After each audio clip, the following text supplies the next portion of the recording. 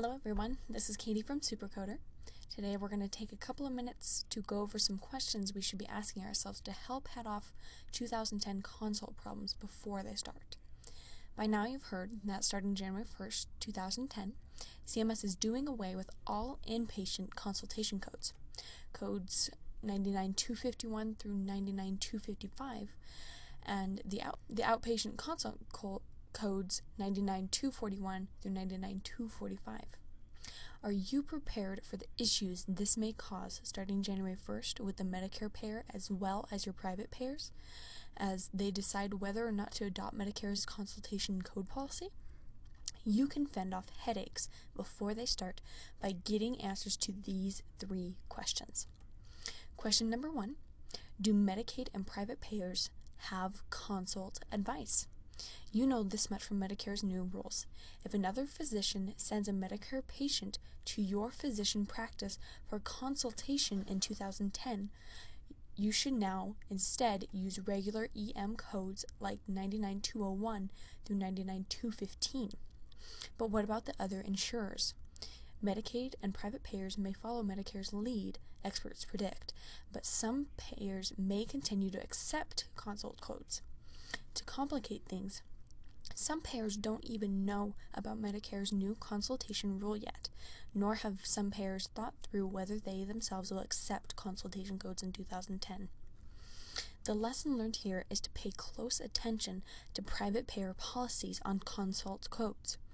And rest assured, we'll be covering what the largest payers are doing on Supercoder, so you don't miss a trick in 2010.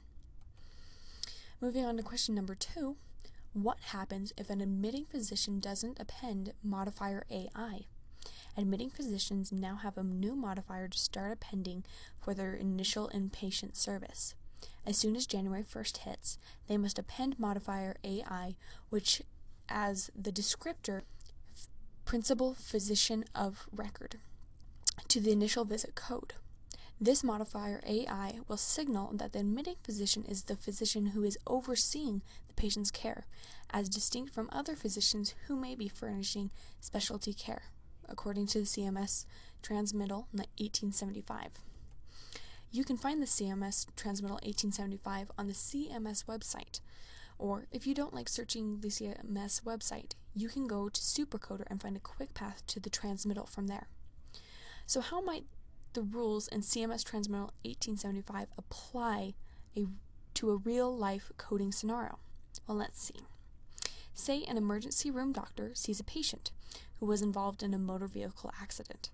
He calls in a trauma surgeon because of possible intra-abdominal damage, and the trauma surgeon admits the patient because of possible bleeding. Let's say the patient is pregnant, so the OBGYN is called in and comes in for a consultation. In this scenario, the trauma surgeon would report a code from the 99221 to 99223 range with a modifier AI appended. The OBGYN in this scenario would bill a code from the 99221 through 99223 with no modifier. Here's where you need to watch out for problems.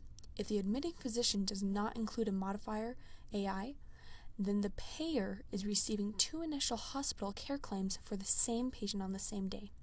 CMS Transmittal 1875 acknowledges that, saying, as a result of this change, multiple billings of initial hospital and nursing home visit codes could occur even in a single day.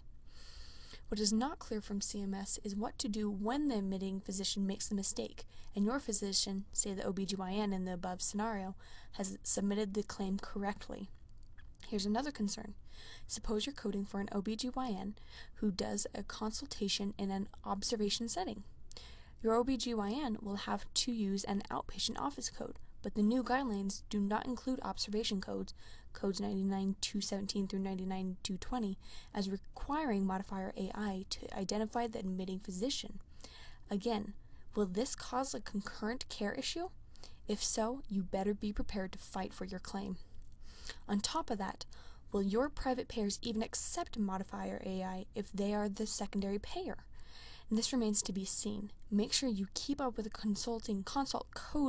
coding developments in 2010 by networking with fellow coders. Finally, question 3 is here to consider as you try to cope with 2010's consult coding chaos. What about hospital inpatient levels? We know this much. Instead of consultation codes, CMS directs you to use initial hospital care codes, codes 99221 through 99223. But beyond that instruction from CMS, you have a problem. Consultation codes have 5 levels, whereas initial hospital care codes have only 3. Did you know the lowest initial hospital care code, 99221, requires a detailed history and detailed exam? Most physicians don't get their experts tell us.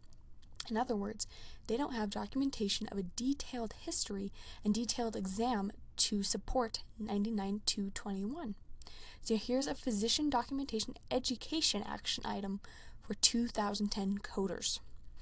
In order to reach a detailed history, your physician must document an expanded HPI review of 2 to 9 systems and pertinent past social or family history.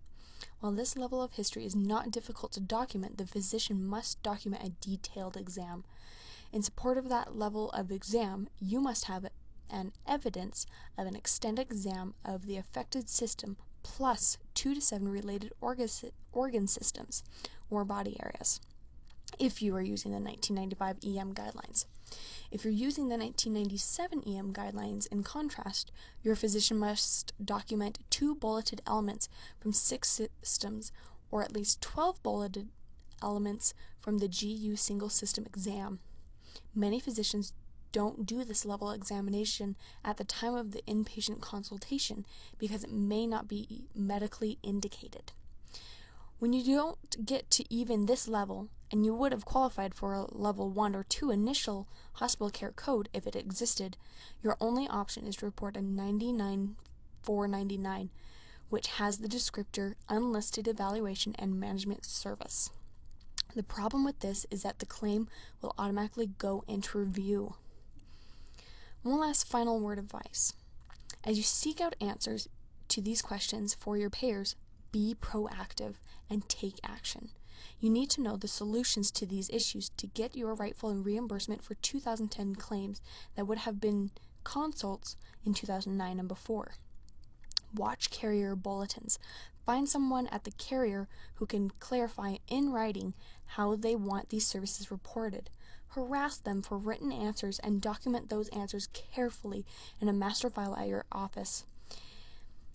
And if you always want the latest, most up-to-date coding information and coding lookup tools, visit us at supercoder.com.